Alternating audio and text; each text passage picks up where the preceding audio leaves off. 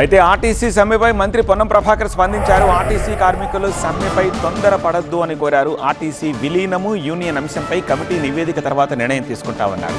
మిగతా సమస్యల పరిష్కారానికి కూడా ప్రభుత్వం సిద్ధంగానే ఉందన్నారు మంత్రి పొన్నం. ఒకటి యూనియన్లు, రెండు ఆర్టీసీ విలీనం.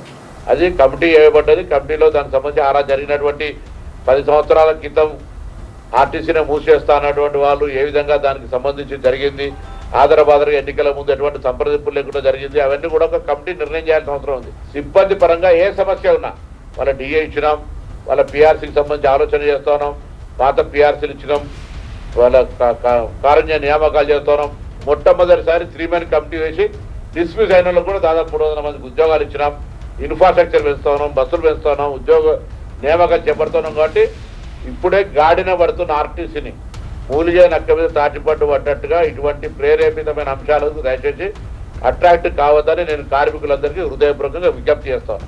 వాళ్ళ సమస్యలు వినడానికి, పరిష్కారం చేయడానికి ప్రభుత్వం, నేను కానీ, మేనేజింగ్ సంస్థ కానీ, లేదా గౌరవ ముఖ్యమంత్రి గారు కానీ అందరూ కూడా సిద్ధంగా ఉన్నారు.